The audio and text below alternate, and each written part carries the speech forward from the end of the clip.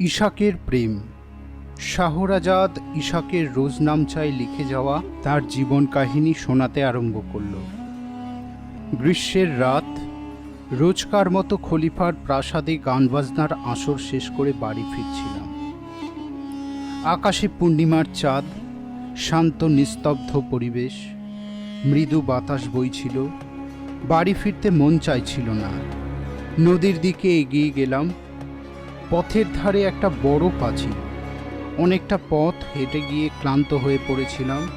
পাঁচিলে হেলান দিয়ে দাঁড়িয়ে পড়লাম। অল্প কিছুক্ষণ দাঁড়িয়ে আছি, হঠাৎ মনে হলো কি যেন মাথায় ঠেকল। মুখ তুলতেই দেখলাম একটা কাঠের ছোট দোলনা। ওপর থেকে কেউ দড়ি বেঁধে নিচে ঝুলিয়ে দিয়েছে। দোলনার মধ্যে নরম গদি দেওয়া আসন পাতা। ওপরের দিকে চেয়ে দেখলাম, কিন্তু অন্ধকারে কাউকে ঠাউর করতে পারলাম না। কিছুক্ষণ দাঁড়িয়ে রইলাম, কেউ তো এলো না।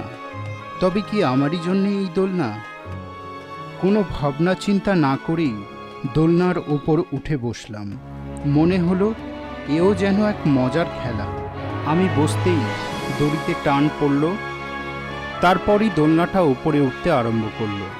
কে আমাকে তুলছে, কোথায় তুলছে কিছুই জানি না। একটু পরেই দোলনাটা একটা বাড়ির খোলা বারান্দার সামনে আসতেই দুটি মেয়ে এসে সামনে টেনে নিল। চেহারা দেখে সম্ভ্রান্ত ঘরের দাসী বলেই মনে হলো।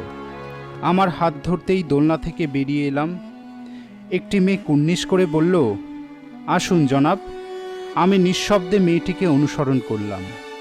পাঁচিলের বাইরে থেকে অনুমান করতে পারিনি কি অপূর্ব সুন্দর এক প্রাসাদের মধ্যে এসে পড়েছি। মাঝখানে প্রশস্ত অলিন্দ, দুপাশে সারি সারি ঘর। প্রতিটি ঘরের দরজাতেই বহুমূল্য পর্দা ঝুলছে। মেঝেতে পুরু গালিচা। মনে হচ্ছিল নরম পালকের ওপর দিয়ে হেঁটে চলেছি। মেয়েটি আমাকে একটা বিশাল ঘরে এনে বসালো। খলিফার প্রাসাদে আমার নিত্য আনাগোনা, ঐশ্বর্য প্রাচুর্যের সমারোহ আমি দেখেছি, কিন্তু এই ঘরে দেখলাম ঐশ্বর্যের সাথে সৌন্দর্যের এক অপূর্ব মিলন। ঘরের চারিদিকে গান বাজনার নানা বাদ্যযন্ত্র। মুহূর্তের জন্য সমস্ত মন চঞ্চল হয়ে উঠল। তৎক্ষণাৎ নিজেকে শান্ত করে স্থির হয়ে বসে রইলাম। কতক্ষণ একা একা বসেছিলাম জানি না। হঠাৎ মৃদু পদশব্দেই মুখ ফেরালাম। সামনের পর্দা ঠেলে বেরিয়ে এলো অনিন্দ সুন্দরী একদল তরুণী। মুহূর্তে মনে হলো তাদের রূপের আলোয় ঘরের ঝাড়বাতির সব আলো যেন ম্লান হয়ে গেল। সকলের শেষে যে ঘরে প্রবেশ করল, তার দিকে তাকাতেই মনে হলো দুনিয়ার সৌন্দর্য উজাড় করে আল্লাহ যেন এই রমণীকে সৃষ্টি করেছেন। আমি কবি হলে হয়তো তার রূপ বর্ণনা করতে পারতাম। শিল্পী হলে তার সৌন্দর্য জীবন্ত করে তুলতাম আমার তুলিতে। কিন্তু আমি যে গায়ক, মনের মধ্যে সুর বেজে ওঠে। এখানে তো তা প্রকাশ করা সম্ভব নয়। তাই উঠে দাঁড়িয়ে সেলাম জানালাম। সেই অসামান্য রূপবতী মেয়েটি আমার সামনে এসে সেলাম জানালো। বসুন জনাব, আজ আপনি আমার গৃহের অতিথি। আমি বসতেই মেয়েটিও আমার সামনে আসনে বসল। একটা প্রশ্ন করছি জনাব, আপনি তো কখনো এই গৃহে আসেননি। এই রাতের অন্ধকারে দোলনার সন্ধান পেলেন কি করে? তাছাড়া দোলনায় উঠে বসলেনই বা কেন? আমি দ্বিধাহীনভাবে বললাম, রাতে ভ্রমণ করা আমার বহুদিনের অভ্যেস। পাঁচিলের ধারে আসতেই হঠাৎ বড় ক্লান্তি অনুভব করছিলাম, তাই কিছুক্ষণের জন্যে দাঁড়িয়ে পড়েছিলাম। তারপরই দেখলাম একটা দোলনা নেমে এলো। যখন দেখলাম কেউ সেখানে নেই, নিতান্তই কৌতূহল বশে দোলনায় উঠে বসলাম। বিশ্বাস করুন, আমার মধ্যে কোনো অসৎ উদ্দেশ্য বা মন্দ অভিপ্রায় ছিল না। মেয়েটি মৃদু হাসল। আপনাকে আমরা বিশ্বাস করেছি। তাছাড়া আপনাকে দেখেই মনে হচ্ছে আপনি সে প্রকৃতির মানুষ নন। আপনার স্নিগ্ধ প্রশান্ত সৌম্যমূর্তি দেখে মনে হচ্ছে আপনি নিশ্চয়ই কোনো কবি কিংবা গায়ক। মেয়েটির কথা শুনে চমকে উঠলাম। ও কি আমার পরিচয় জানে? হয়তো অনুমান করছে, কিন্তু আমি বাগদাদের খলিফা হারুন আল রশিদের প্রিয় গায়ক ইশাক। সারা আরব দুনিয়া জুড়ে আমার খ্যাতি। যদি একবার প্রকাশ পায়, আমি এক হীন তস্করের মতো এক রমণীর গৃহে ঢুকেছি, সমস্ত শহরময় আমার নিন্দা ছড়িয়ে পড়বে। যদিও লোকের নিন্দা আমি সহ্য করি না, কিন্তু খলিফা দুঃখও পাবেন। তাই নিজের পরিচয় গোপন করে বললাম, মালকিন, আপনি ভুল করছেন। আমি কবি বা গায়ক নই, নিতান্তই সাধারণ এক তাঁতি। কাপড় বুনে যা পাই তাতে এক প্রকার পেট কোনো রকমে চলে যায়। মেয়েটি হেসে উঠল, আপনাকে দেখে কিন্তু তাঁতি বলে মনে হয় না, কবি বলে মনে হওয়াটাই স্বাভাবিক। কবি না হলেও কবিতা নিশ্চয়ই পড়েন? না মালকিন, কবিতা বড় একটা পড়া হয় না, তবে আমার একটা দোস্ত আছে, সে কবি। মাঝে মাঝে তার কাছে কবিতা শুনি, সেই দু এক ছাত্র কবিতাই মনে থেকে যায়। তার থেকে শোনান না দু এক ছত্র। মাফ করবেন মালকিন, সে শোনাবার মতো নয়। তার চেয়ে আপনি কিছু শোনান। নিশ্চয়ই শোনাবো। আপনি আজ আমাদের মেহমান। মেহমান যদি খুশি হন, আল্লাহও খুশি হন। মেয়েটি নানান কবির ভালো ভালো কয়েকটা কবিতা আবৃত্তি করে, এমনকি খলিফার সভাকবি আবু নবাসের কবিতাও আবৃত্তি করে। মেয়েটির আবৃত্তির ভঙ্গি বড় সুন্দর, যেমন মধুর কণ্ঠ তেমনি সমিষ্ট স্বর। মেয়েটির কণ্ঠের জাদু আমার মনকেও স্পর্শ করে। নিজের অজান্তে একটা কবিতা আবৃত্তি করি, সাথে সাথে মেয়েটি বলে উঠল, অপূর্ব, কি অপূর্ব আপনার কণ্ঠ! সমস্ত মন প্রাণ ভরে উঠেছে। তাঁতিদের মধ্যে কারো এত গুণ থাকতে পারে আমার জানা ছিল না। না মালকিন, এ আপনি নিশ্চয়ই বাড়িয়ে বলছেন। মেয়েটি কিছু বলবার আগেই একজন থালায় করে খাবার নিয়ে এলো, আর একজন পাত্র ভর্তি শরবত। খাওয়া দাওয়ার পর্ব সমাপ্ত হতেই মেয়েটি বলল, জনাব, মনে হচ্ছে আপনি নানান জায়গায় ভ্রমণ করেছেন। তার থেকে আপনার কিছু অভিজ্ঞতার কথা শোনান না। আমি তো খলিফার প্রাসাদের কাহিনী ছাড়া আর কিছুই জানি না, তাই সামান্য রং চড়িয়ে শোনাতে আরম্ভ করলাম। খলিফার প্রাসাদে, তার অন্তঃপুরে, তার হারেমে কত কিছুই না ঘটে। গল্পের মতোই সেসব মজাদার।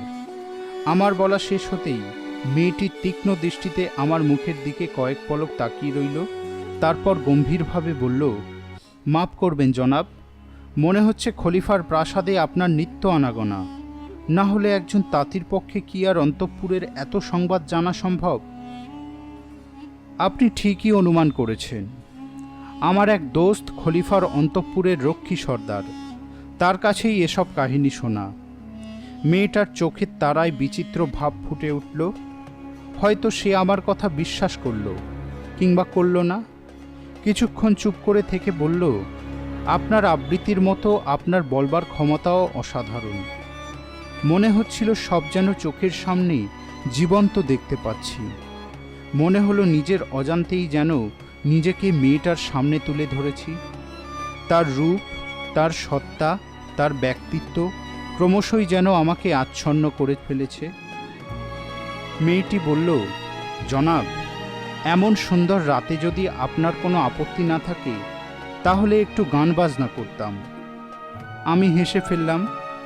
গান বাজনায় আপত্তি আছে এমন কোনো মানুষের কথা তো শুনিনি কখনো। রাত শেষ হতে অনেক দেরি, স্বচ্ছন্দে গান শুরু করতে পারেন। আপনার মতো সুন্দরীর গলায় সুর নিশ্চয়ই প্রাণময় হয়ে উঠবে। তার আগে আপনি আমাকে কিছু শোনান। এতক্ষণ নানা কৌশলে নিজের পরিচয় গোপন করেছি, কিন্তু একবার যদি আমার কণ্ঠের সুরের স্পর্শ লাগে আর নিজের পরিচয় গোপন রাখতে পারবো না।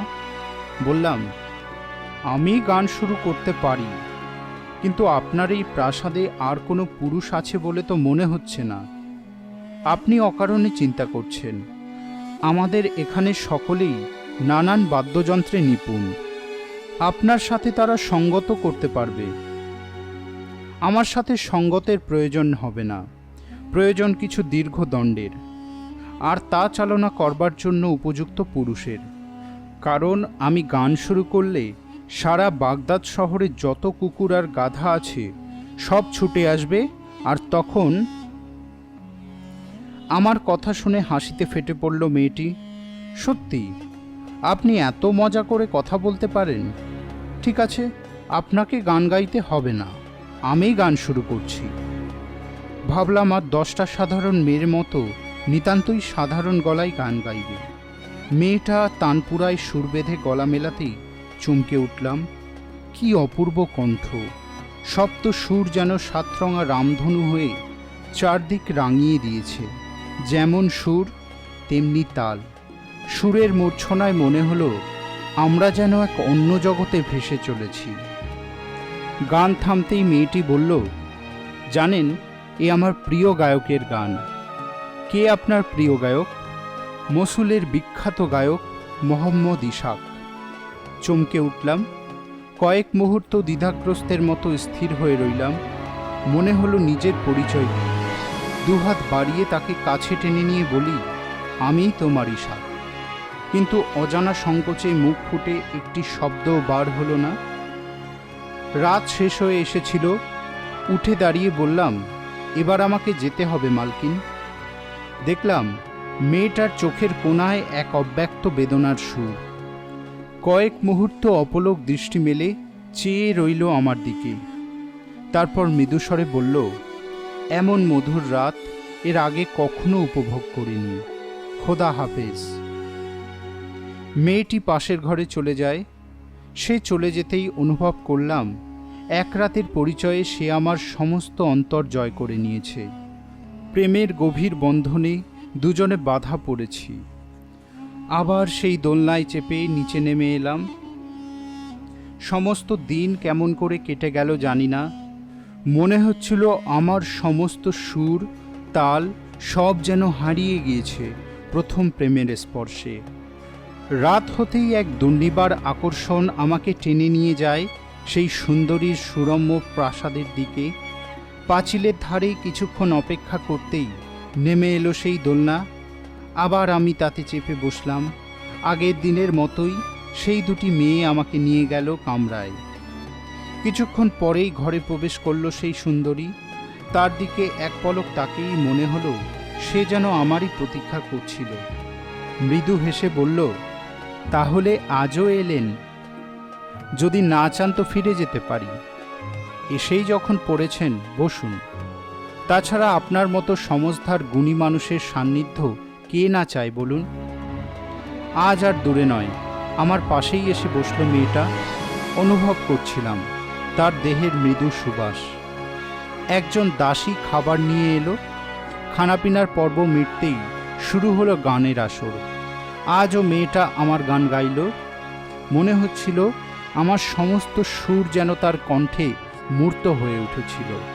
তার সুরে সুর মেলাতে খাঁচায় বদ্ধ পাখির মতো প্রাণটা ছটফট করছিল। তবুও এক অজানা সংকোচে নীরব হয়ে বসে রইলাম। রাত শেষ হতেই উঠে পড়লাম। মেয়েটির কাছ থেকে বিদায় নেবার মুহূর্তে দেখলাম তার দু চোখে অশ্রুবিন্দু টলটল করছে। সে যেন আমাকে কিছু বলতে চাইছে। আমারই মতো দ্বিধা সংকোচে তার সব ভাষা নীরবতায় হারিয়ে গিয়েছে। নিঃশব্দে বিদায় নিয়ে ফিরে এলাম। তৃতীয় রাতে সেই সুন্দরীর প্রাসাদের দিকে যাবার আয়োজন করছি। এমন সময় খলিফার দূত এসে দাঁড়ালো। খলিফা শিকারে গিয়েছেন। তিনি আপনাকে প্রাসাদে অপেক্ষা করতে আদেশ দিয়েছেন। রাতে গান বাজনার মজলিস বসবে। দূত বিদায় নিতেই প্রাসাদের দিকে এগিয়ে চললাম। কিছু দূর যেতেই চমকে উঠলাম। আমি নিজের অজান্তেই পথ ভুলে পাঁচিলের সামনে এসে দাঁড়িয়েছি। একটু পরেই দোলনাটা নেমে এলো। আমি তাতে চড়ে বসলাম। আজ আমাকে দেখেই সে মৃদু হেসে পাশে বসল। আলাপে গল্পে গানে কখন যে রাত কেটে গিয়েছিল জানি না। ভোর হতেই মনে পড়ল খলিফার আদেশের কথা। তৎক্ষণাৎ রওনা হলাম প্রাসাদের দিকে। আমাকে দেখেই খলিফা রাগে ফেটে পড়লেন। কালকে তোমার জন্যে সকলের আনন্দ মাটি হয়ে গেল, এর শাস্তি কি জানো? আমি হাত জোড় করে বললাম, মাফ করবেন জাহাপনা, আগে আমার সব কথা শুনুন, তারপর আমাকে শাস্তি দেবেন। বেশ, শোনাও, কি বলবার আছে তোমার? আমাদের গোপন প্রেমের কথা প্রকাশ করতে মন চাইছিল না, কিন্তু আমি অসহায়, নিরুপায়। কোনো কথাই আর গোপন করতে পারলাম না। সব শুনে খলিফা বললেন, আজ রাতে আমি তোমার সঙ্গী হব। কিন্তু আমি যে আমার আসল পরিচয় গোপন করেছি। খলিফা বললেন, তোমার কোনো চিন্তা নেই, আমিও পরিচয় গোপন করে ছদ্মবেশে যাব। রাত হতেই আমি আর খলিফা গিয়ে দাঁড়ালাম পাঁচিলের পাশে। একটু পরেই সেই দোলনা নেমে এলো, দুজনে উঠে বসলাম। আজ আমার সাথে অপরিচিত একজনকে দেখে একটু অবাক হলো মেয়েটি। আমার দোস্ত, গান বাজনার এমন গুণী সমজদার সারা বাগদাদ শহরে আর দুটি পাবেন না। মেয়েটি আমাদের দুজনকেই অভ্যর্থনা করে বসালো। একটু পরেই দাসী আমাদের জন্য খাবার, জল, শরবত আর আলাদা পাত্রে সুরা নিয়ে এলো। এই দুদিন আমি সুরা স্পর্শ করিনি। আজ খলিফা প্রথমেই সুরার বোতল তুলে নিলেন। মেয়েটি তাড়াতাড়ি এগিয়ে এসে পানপাত্রে সুরা ঢেলে দিল। লক্ষ্য করলাম খলিফা মুগ্ধ দৃষ্টিতে চেয়ে আছেন সুন্দরীর দিকে। তার রূপ যৌবন তাকে মাতাল করে তুলেছে। একের পর এক সুরাপাত্র খালি হতে থাকে। ক্রমশই খলিফার দু চোখে নেশার ঘোর নামে। মেয়েটি গান ধরতেই খলিফা বলে ওঠেন, ইশাক, তুমি কেন চুপ করে আছো? তোমার সুরে সারা দুনিয়া ভাসছে, আর আজ তুমি নীরব। মেয়েটি মুহূর্তে স্থির দৃষ্টি মেলে দিল আমার দিকে। দেখলাম কোনো ক্ষোভ নেই, কোনো অনুযোগ নেই। আকাশের মতো ব্যাপ্ত অনুরাগের স্পষ্ট চিহ্ন সেখানে ছড়িয়ে আছে। সে যেন জানতো আমি কে। মিথ্যেই নিজেকে ছদ্মবেশের আড়ালে লুকিয়ে রাখতে চেয়েছিলাম। খলিফা বলে উঠলেন, তোমার গান শুরু করো ইশাক। এমন রাত জীবনে হয়তো আর কোনোদিন পাবে না। মাফ করবেন জাহাপনা, আজ আমার গলায় সুর আসবে না। মেয়েটির বুঝতে অসুবিধা হলো না। তার সামনে বসে আছেন স্বয়ং খলিফা হারুন আল রশিদ। কুন্নিশ করে উঠে দাঁড়াতেই খলিফা বলল, তোমার নাম কি? কাদিজা। তোমার শাদী হয়েছে? না জনাব। এ প্রাসাদ কার? আমার বাবা, আপনার দরবারের উজির সাহল শাহের। তুমি সাহল শাহের কন্যা? তোমাকে আমার খুব ভালো লেগেছে। কালই তোমার বাবার কাছে ফরমান পাঠাবো, তুমি হবে আমার নূতন বেগম। মুহূর্তে চমকে উঠল মেয়েটা। তারপরই দেখলাম চাঁদের মতো অপরূপ মুখে নেমে এলো এক গভীর বিষণ্ণতা। বেদনার ভারে স্নান হয়ে গেল দু চোখ।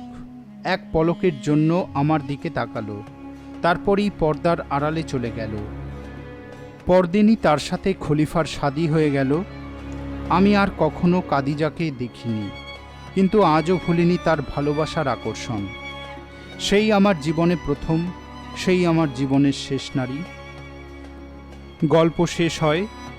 সুলতান দুনিয়া কারোরই মুখে কোনো কথা নেই। হয়তো ইশাকের নীরব প্রেমের বেদনা তাদেরকেও আচ্ছন্ন করে ফেলে। তাদের মনের ভাব বুঝতে পেরে শাহরাজাদ বলে ওঠে, এবার একটা মজার কাহিনী শোনাই। শাহরাজাদ শুরু করলো তার নূতন কাহিনী, পণ্ডিত মৌলবী। এক ছিল ছেলে, তার মতো কুড়ে আর অকর্মণ্য সারা গায়ে আর দুটি ছিল না। কাজ নেই, কর্ম নেই, সারাদিন শুধু আড্ডা মারা আর ঘুরে বেড়ানো। শেষে বিরক্ত হয়ে দূর করে খেদিয়ে দিল তার বাপ। কি আর করে, বাড়ি থেকে বেরিয়ে সোজা গিয়ে হাজির হলো দূর এক গায়ে। পথে নিজের পোশাক পাল্টে মৌলবীর পোশাক পরে নিল। গায়ে গিয়েই বলল, আমি বাগদাদের খলিফা হারুন আল রশিদের মাদ্রাসায় মৌলবী ছিলাম। কিন্তু খলিফা বললেন, তুমি গায়ে গিয়ে লোকেদের শিক্ষা দাও, তাই আমি তোমাদের গায়ে এসেছি। এখানেই মাদ্রাসা খুলে বসব। গায়ের সকলেই খুশি। এতদিন পর তাদের গায়ের ছেলেগুলো সব মানুষ হবে। কত বড় মৌলবী এসেছেন তাদের গায়ে। গায়ের লোকেরাই মাদ্রাসা তৈরি করে দিল। কয়েকদিনেই মৌলবী বেশ জাঁকিয়ে বসল। অক্ষর জ্ঞান নেই তার, কিন্তু ভাবখানা এমন, যে দেখবে সেই মনে করবে এমন পণ্ডিত আর দুনিয়ায় দুটি নেই। লম্বা চওড়া কথা বলতে তার কোনো জুড়ি নেই। দেখতে দেখতে অল্প দিনেই মৌলবীর মাদ্রাসা জমে উঠল। ছাত্রের ভিড়ে গমগম করে মাদ্রাসা। ছাত্রদের সব সার বেঁধে বসিয়ে দেয় মৌলবী, আর নিজে একটা উঁচু টুলের উপর বসে থাকে। ছাত্ররা আসে, নিজেরা যা পারে পড়ে, তারপরই বই নিয়ে চলে যায়। পাছে কেউ কিছু জিজ্ঞেস করে, সেই ভয়ে ছাত্রদের দিকে এমনভাবে বেত নাড়ায় আর মাঝে মাঝে হুঙ্কার দেয়, ভয়ে কেউ কোনো কথা বলতে সাহস পায় না। যত দিন যায় মৌলবীর ছাত্র সংখ্যা বাড়তে থাকে, তার থলিও ভরে উঠতে থাকে। একদিন মৌলবী গম্ভীর মুখে ছড়ি হাতে বসেছিল। সামনে সব ছাত্ররা গুনগুন করে পড়ছে। এমন সময় এক বোরখা পরা বিবি এসে দাঁড়ালো। মৌলভী ভাবল নিশ্চয়ই ছাত্র ভর্তি করতে এসেছে। তাড়াতাড়ি বলল, আসুন বিবি সাহেবা, তা আপনার ছাত্র কই? আমার তো কোনো ছাত্র নেই মৌলভী সাহেব। মনটা দমে গেল মৌলভীর। তবে কি দরকার? বিবি তার জামার ভেতর থেকে একটা পত্র বার করে বলল, জনাব, মেহেরবানি করে যদি বলে দেন এতে কি লেখা আছে। মৌলভীর তখন হাত পা বেঁধে জলে ফেলে দেবার অবস্থা। এতদিন ছড়ি ঘুরিয়ে হুঙ্কার দিয়ে বড় বড় বাকচাতুরি দিয়ে চালিয়ে এসেছে, কিন্তু এ তো মহা বিপত্তি। চিঠি পড়তে না পারলে মৌলভীগিরি করা বেরিয়ে যাবে। যেমন করেই হোক এই বিবিটাকে ভাগাতে হবে। গম্ভীর মুখে বলল, আমি এখন ছাত্র পড়াচ্ছি, তুমি পরে এসো। এখন চিঠি পড়ে শোনাতে গেলে ছাত্রদের পড়ার ক্ষতি হবে। বিবি আর কি করে, মাদ্রাসার পেছনে একটা গাছের তলায় চুপটি করে বসে রইল। তাকে আর দেখতে না পেয়ে মাদ্রাসার ছুটি দিয়ে দিল মৌলভী। সাথে সাথে গাছতলা থেকে উঠে এলো বিবি। এবার আমাকে চিঠিটা পড়ে দিন মৌলভী সাহেব। মৌলভীর তো ছেড়ে দেমা কেঁদে বাঁচি অবস্থা। বিবিকে না তাড়াতে পারলে মান সম্মান সব যে যায়। তুমি এখন যাও বিবি সাহেবা, আমাকে এখনই একবার মোল্লা সাহেবের কাছে যেতে হবে, অনেক দেরি হয়ে গেছে। বিবি তো তার হাতে পায়ে ধরে আর কি। আমার স্বামী কাজ করতে বিদেশে গেছে, 2 বছর আর কোনো খবর নেই। আজ এই পত্র এসেছে, কি লেখা আছে একটিবার পড়ে শোনান। সে কেমন আছে তার চিন্তায় আমার চোখে আর ঘুম নেই। বেশি সময় লাগবে না, আপনি পড়ে শোনান, আল্লাহ আপনার মঙ্গল করবেন।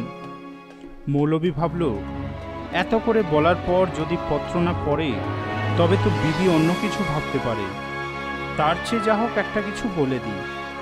বিবির হাত থেকে পত্রের ভাঁজ খুলে কিছুক্ষণ চুপ করে চেয়ে থাকে। একবার মুখটা গম্ভীর করে, তারপরই মুখটা এমন কাচুমাচু করে ফেলল বিবির বুক কেঁপে উঠল। কোনো খারাপ খবর নয় তো? মৌলভী হ্যাঁ না বলে কিছুই বলে না। বিবির বুকের মধ্যে কাঁপুনি শুরু হয়ে যায়। তবে কি কোনো খারাপ সংবাদ আছে? মৌলভী এমন করুণভাবে বিবির দিকে তাকালো, ভয়েতে তার গলা শুকিয়ে যায়। কোনো রকমে ঢোক গিলে বলল, তবে কি সে আর নেই? মৌলভী কোনো কথা না বলে পত্রটা হাতে নিয়ে বলল, তুমি বাড়ি যাও বিবি সাহেবা। পাছে আর কিছু জিজ্ঞেস করে বিবি সেই ভয়ে হনহন করে হাঁটতে আরম্ভ করল। সাথে সাথে বিবি বুক চাপড়ে কান্না শুরু করে দিল। সেখানেই মাটিতে পড়ে লুটোপুটি খেতে আরম্ভ করে দিল। তার কান্না শুনে আশেপাশের বাড়ি থেকে লোকজন ছুটে এলো। কারো আর বুঝতে অসুবিধা হলো না বিবির সর্বনাশ হয়েছে। পত্র লিখে কেউ সেই সংবাদই দিয়েছে। এই কচি বয়সে মেয়েটি স্বামীকে হারালো। সারা জীবন কেমন করে কাটবে সকলে মিলে সান্ত্বনা দেয়। কেঁদে কি করবি, খোদার যা মর্জি তা তো হবেই। কোনো কিছুতেই সান্ত্বনা পায় না মেয়েটা, কেঁদেই চলে। সেই সময় পথ দিয়ে যাচ্ছিল এক শেখ। কান্নাকাটি শুনে দাঁড়িয়ে পড়ল। একজনকে জিজ্ঞেস করল, কি হয়েছে, এত কান্নাকাটি কিসের? কি হয়েছে তা জানি না শেখ সাহেব, একটা পত্র এসেছে তাই দেখেই এমন কান্নাকাটি করছে। মনে হচ্ছে ওর স্বামীর ইন্তেকাল হয়েছে।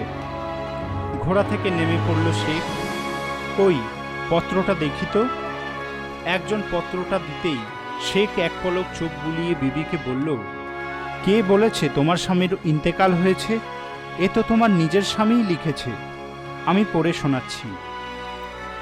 বিবিজান, আল্লাহর কৃপায় আমি ভালোই আছি। রমজানের আগেই বাড়ি ফিরছি, আর তোমাকে ছেড়ে কোথাও যাব না। যাওয়ার সময় তোমার জন্যে অনেক কিছু নিয়ে যাব। আল্লাহ তোমাকে সুখী রাখুন। ইতি। চিঠি শুনে মেয়েটা চোখ মুছে উঠে দাঁড়ালো। পরদিন মৌলভী আসতেই সোজা গিয়ে হাজির হলো বিবি। রাগে তার শরীর কাঁপছে। আমি লেখাপড়া জানি না তাই ঠকালেন। আমার স্বামী আর কয়েকদিনের মধ্যেই ফিরে আসবেন, তিনি ভালো আছেন। আমিও তো তোমাকে ওই কথাই বলতে গিয়েছিলাম, তার আগেই তুমি এমন কান্নাকাটি শুরু করে দিলে। আমি ভাবলাম তোমার পেটে হয়তো দর্দ হচ্ছে, দর্দ কমলে বিকেলে এসে চিঠি পড়ে শোনাবো। তাই চিঠি দিয়ে চলে গেলাম। তা তোমার স্বামী আসছে, এ তো খুব আনন্দের কথা। এলে আমার কাছে নিয়ে এসো।